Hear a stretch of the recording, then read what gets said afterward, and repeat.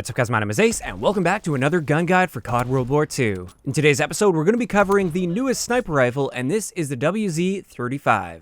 Now in real life, this is actually a Polish anti-tank rifle, so it has very big rounds, and that is somewhat reflected in the damage. We get a damage profile in CoD WW2 of 99 before multipliers, which we'll look at in just a little bit.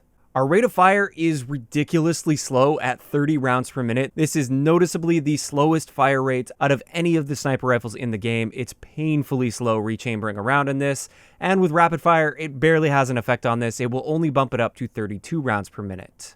Now with the damage, I said that's before multipliers. When you factor multipliers in, this gun is always a one-shot kill anywhere in the body. You can shoot them in the toe, and you will get a one-shot kill with this, as long as you're not shooting through some form of really thick cover.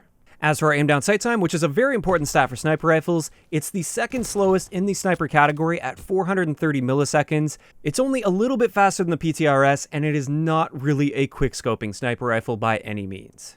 As for our sprint out time, this is also pretty slow at 420 milliseconds. Our movement speed is standard for sniper rifles at 95%, and our aim down sight stray speed is also standard at 40%. The next thing I want to look at is idle sway, and as you can see here, this gun does have a lot of idle sway. This is definitely in the lower tier category when it comes to idle sway for sniper rifles. You definitely want to be holding your breath whenever possible when using this gun. Additionally, when it comes to aim assist, you will only get aim assist with this sniper rifle if you're holding your breath. When you're not holding your breath, there's no aim assist involved whatsoever. Moving on to magazine capacity, it's got a 5-round magazine with 25 total starting ammo, and with extended mags, you can bump that up to 7 rounds with 38 total starting ammo. Our reload add time is a little bit on the slow side. It's not ridiculously slow, but it's a little bit slow at 2.5 seconds. And with that, honestly, that covers pretty much all of the important stats for this sniper rifle. There's really not too much to say. It's not a very good gun in my opinion.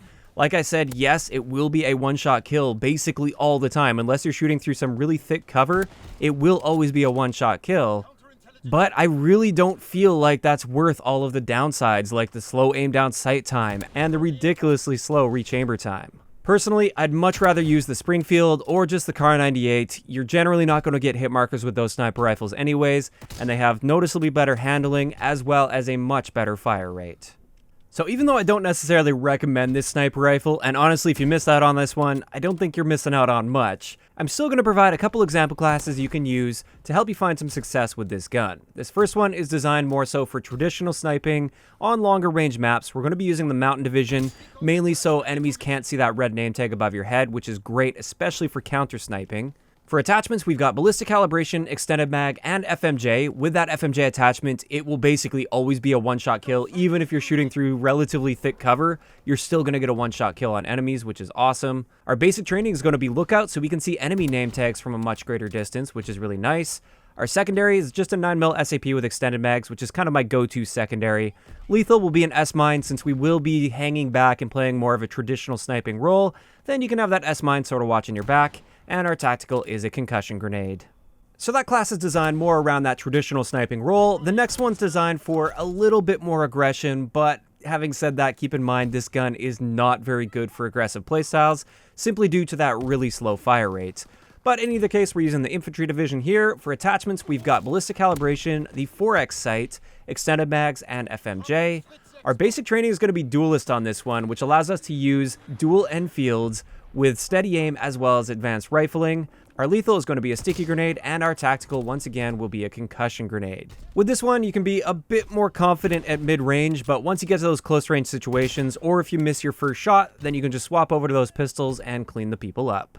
And with that, that's going to wrap it up for this really quick gun guide on the WZ-35. Like I said, I'm really not a fan of the sniper rifle. I honestly think this is probably the worst sniper rifle in the game in its current state, but that's just my opinion. I'd like to know in the comment section below, what do you guys think about this new sniper rifle if you've given it a shot? Do you like it? Do you dislike it? Just let me know those thoughts and why. If you enjoyed the video, a like rating is always appreciated, and don't forget to subscribe for more if you haven't already.